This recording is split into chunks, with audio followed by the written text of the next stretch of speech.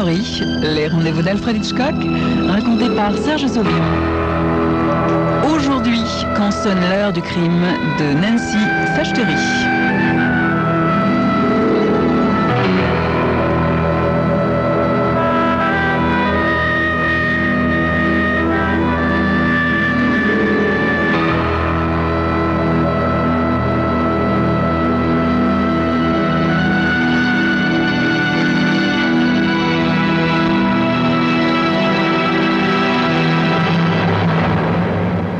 Judd Walker vient de finir de déjeuner quand le téléphone sonne.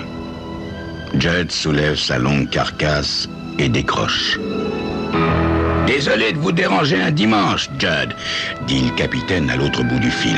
« Mais voilà, on a un meurtre sur les bras. »« Qui ça, chef? »« N'allez pas me croire, Bud. Le vieux Peter Russell. Je suis chez lui en ce moment. Il faudrait que vous veniez. »« Je suis là dans 5 minutes, chef. » « Que se passe-t-il » demande Marie, s'essuyant les mains dans un torchon.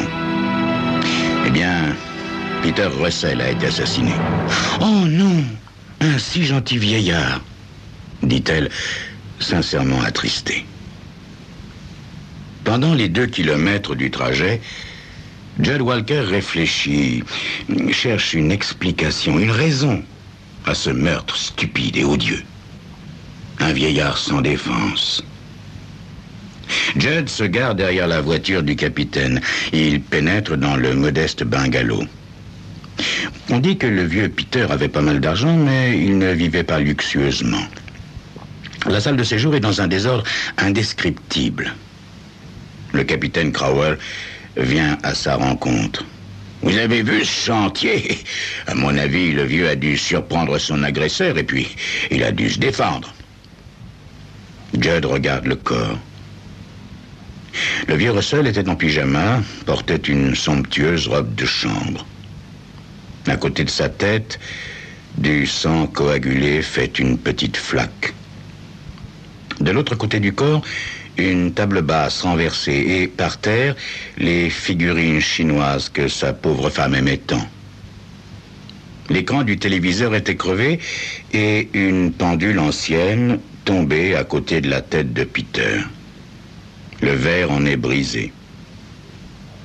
L'équipe de police est au travail. Sivers relève les empreintes sur un tisonnier en cuivre. Le docteur Hansens prend des notes. « Frappé à mort avec ce tisonnier, » dit le capitaine. « Vous le connaissiez bien, n'est-ce pas, Judd? »« Oui, assez. Il a eu autrefois un saloon sur Myers Avenue. C'est là qu'il a bâti sa fortune. Quand il a pris sa retraite, il a pas mal voyagé, mais depuis la mort de sa pauvre femme, il n'avait plus de goût à rien. »« Pauvre vieux, » dit le capitaine. « Dites-moi, Judd, est-ce qu'il avait des enfants? » 2 fils qui sont morts. Le premier a été tué au Vietnam et le second s'est noyé avec toute sa famille. Ah, quelle histoire, Judd. Je me demande ce qui a bien pu se passer.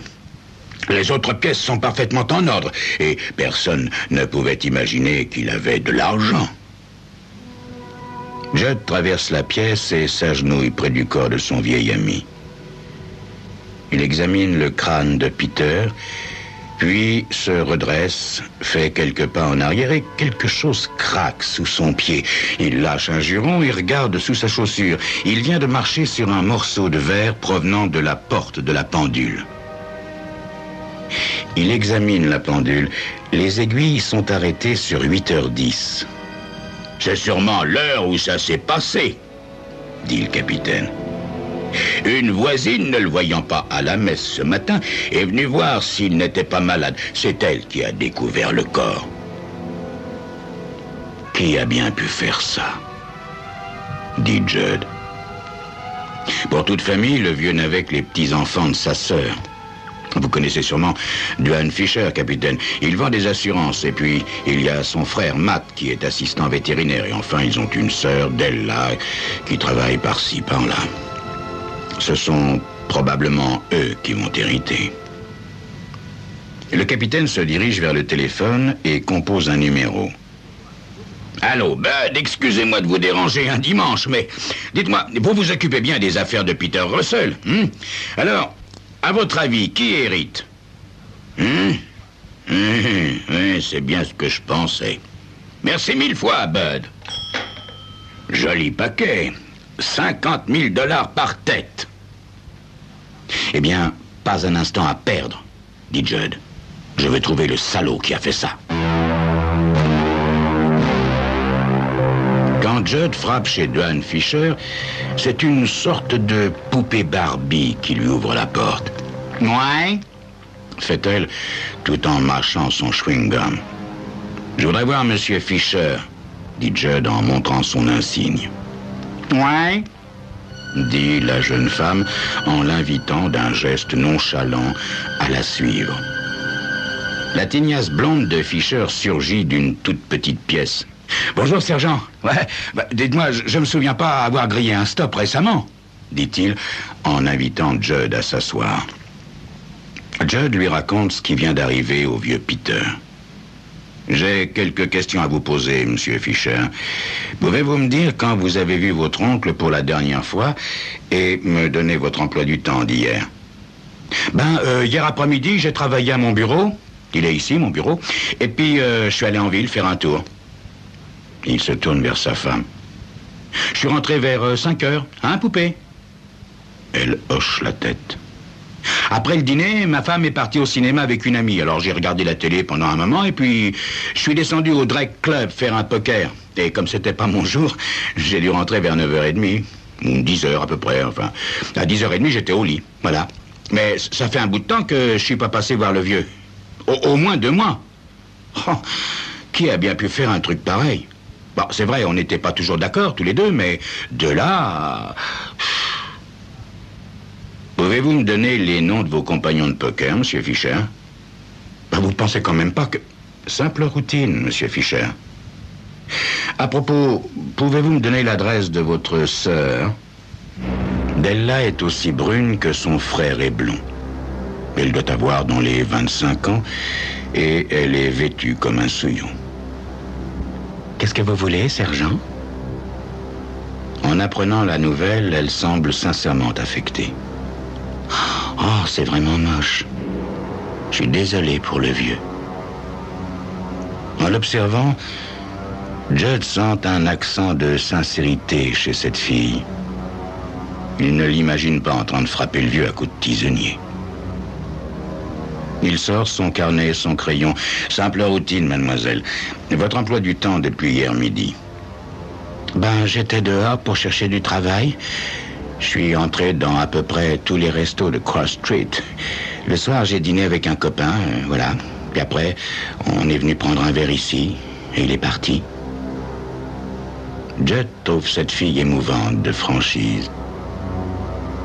Et votre frère Matt, l'assistant du vétérinaire, il travaille le dimanche? Ah, lui, il bosse tous les jours. C'est vrai qu'il aime les animaux, mais enfin, je trouve qu'il y met beaucoup de zèle. Judd trouve Matt dans les étables du vétérinaire. Blond comme son frère Duane et aussi frêle que lui. Judd se présente et justifie sa visite. Un vent de panique passe à travers le regard de Matt. Ça ne semble pas être une surprise pour vous, Matt.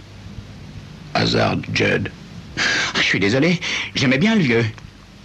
Matt, dit le sergent. Avez-vous assassiné votre oncle? Non, c'est Duane. Il m'a téléphoné après votre passage chez lui. Pourquoi j'aurais fait une chose pareille? Dites.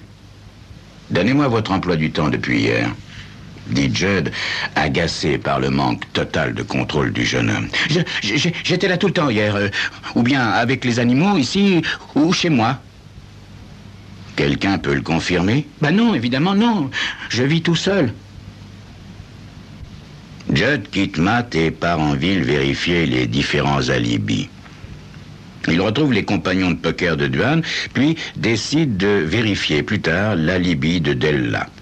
Enfin, il passe au commissariat faire son rapport au capitaine Crowell.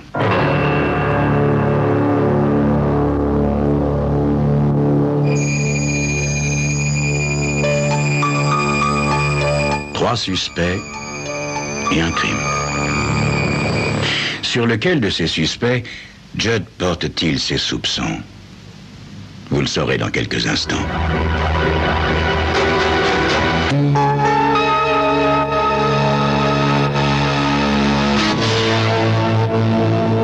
Judd dort très mal cette nuit-là. Il se réveille de très mauvaise humeur. « Qu'est-ce qu'il y a? Le café n'est pas prêt ?» lance-t-il à sa femme. « Je comprends pas, » dit Marie. « J'avais pourtant programmé la cafetière à 6h30, comme tous les jours. » Elle examine la machine, puis pousse un petit cri. « Oh, je sais. Hier, quand tu es parti, j'ai nettoyé le four pour m'empêcher de penser à ce pauvre Peter. J'ai coupé l'électricité pendant 1 heure. Alors forcément, la pendule de la cafetière retarde de presque 1 heure. Je vais te le faire, ton café. Non, merci, ma chérie, je le prendrai en ville. » dit Judd, dont le cerveau vient de se mettre en branle. Mais c'est vrai, ça, une pendule, ça se dérègle. Alors, qu'est-ce qui prouve que Peter ait été tué à l'heure indiquée sur la pendule? Judd fonce dans le bureau du capitaine et lui expose son idée. Oui, c'est possible, ça. D'autant qu'on a reçu un coup de fil d'une voisine de Peter qui habite de l'autre côté de l'allée. Elle dit que la veille, en sortant ses poubelles vers 10h du soir, elle a vu un type blond de taille moyenne sortir de chez Peter. Fisher, dit Bud. Mais lequel? Duane ou Matt?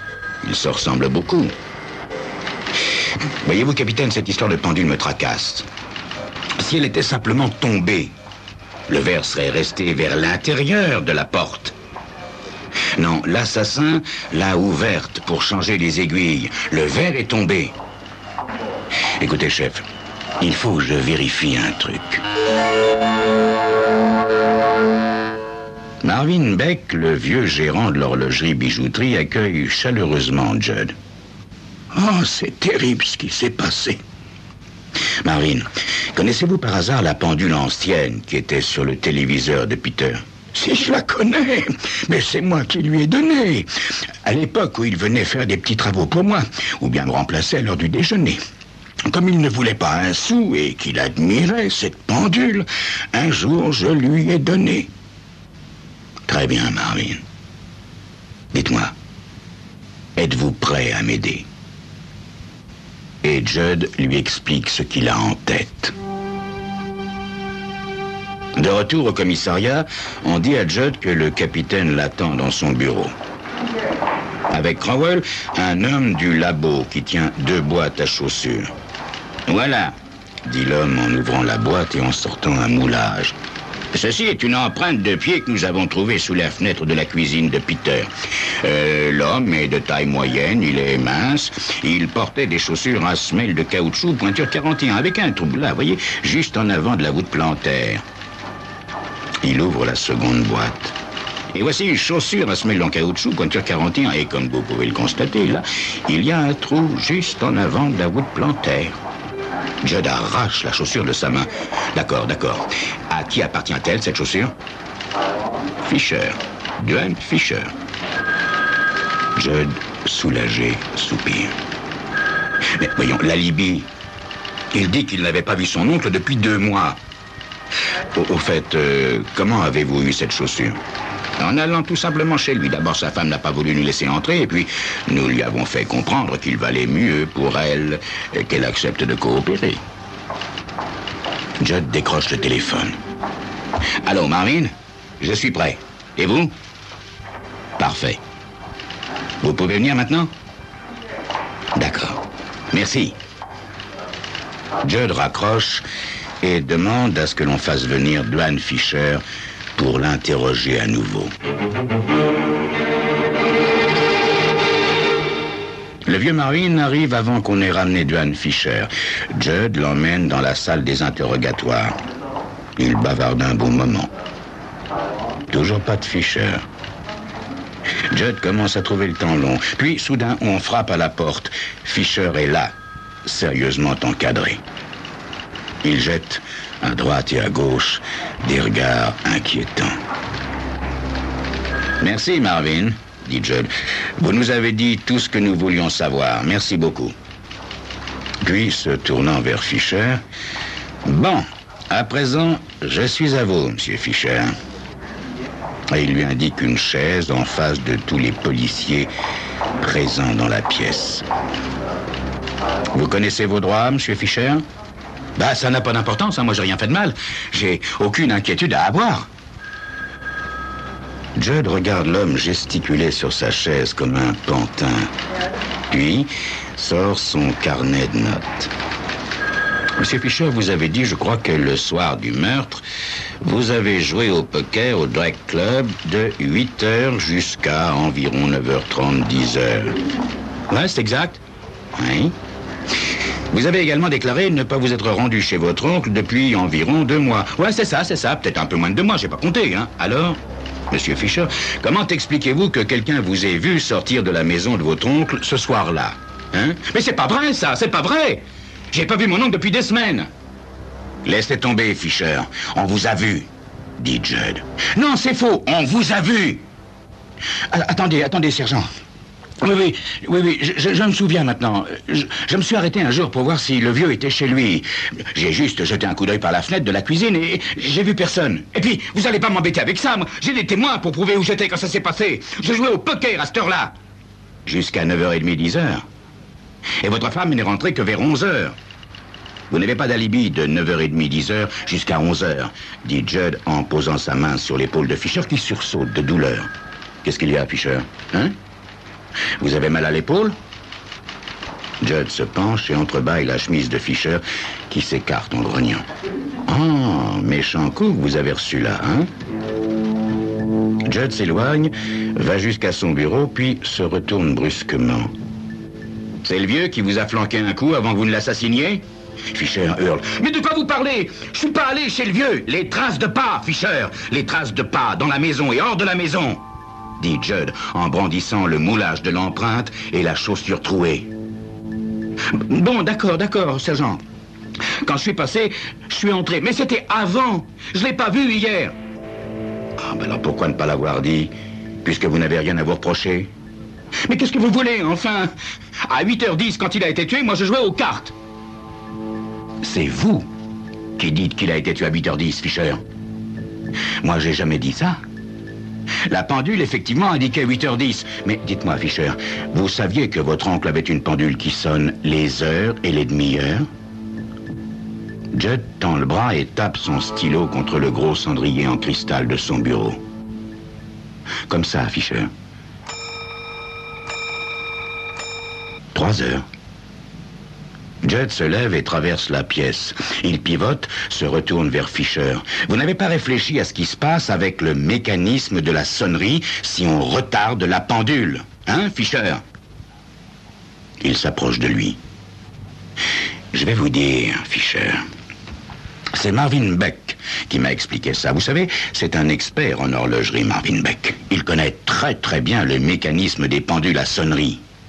Vous n'avez sûrement pas pensé à ce qui arriverait si nous remettions cette pendule en marche, Fisher. La sueur perle à la racine des cheveux du suspect numéro 1. Elle lui dégouline dans le cou. Il écarte le col de sa chemise. Il ne dit rien. Judd revient à son bureau. Elle aurait dû sonner une fois. Comme ça. Judd regarde Fisher. Mais ça n'est pas ça, n'est-ce pas, Fisher? Elle n'a pas sonné la demi. 8h30. Vous l'entendez maintenant, j'en suis sûr. Non, écoutez, Fisher, écoutez bien. Et le stylo recommence à frapper le cendrier lentement. 4, 5, 6, 7, 8, 9, 10. Compte Judd en criant les chiffres de plus en plus fort. Fisher laisse tomber son visage dans ses mains. 10, Fisher, 10. Vous l'avez avancé, mais vous avez oublié de régler la sonnerie. Alors, où est-il maintenant, votre alibi? Fisher reste muet, recroquevillé sur lui-même. Judd et le capitaine Crowell attendent son explication. Il ne dit toujours rien. Judd accentue son avantage. Pourquoi avez-vous fait ça? Vous ne pouviez pas attendre l'héritage? Fisher relève enfin la tête. Son visage est tordu d'angoisse. C'est à cause de ma femme. Elle voulait me quitter. Elle en voulait toujours plus, toujours plus. Elle disait qu'elle voulait que je trouve de l'argent, sinon... Alors je suis allé chez le vieux. J'ai essayé de causer avec lui. Il avait plein de fric, vous comprenez? Seulement, il m'a pas écouté. Il m'a insulté. Ça m'a rendu fou. Il criait. Alors j'ai voulu l'étrangler. Comment? Il a attrapé un tisonnier et m'a tapé dessus. Alors je lui ai arraché. J'ai dû lui en flanquer un sacré coup. Je me souviens plus. J'ai juste vu le sang qui coulait. Les policiers emmènent Duane Fisher. En sortant, Judd voit Marvin qui l'attend au bout du couloir. Alors, sergent, ça a marché? Oui, Marvin. Ça a marché. Oh, vous me rassurez. Heureusement que nous n'avons pas dû faire la démonstration, hein? Comme je vous l'avais dit, en retardant ou en avançant la pendule, on ne sait jamais comment va réagir le mécanisme de la sonnerie. Ça pouvait sonner un coup ou bien 13 coups. On ne peut jamais savoir. Oui, Marvin. Vous le saviez, je le savais, mais Fisher, lui, ne le savait pas.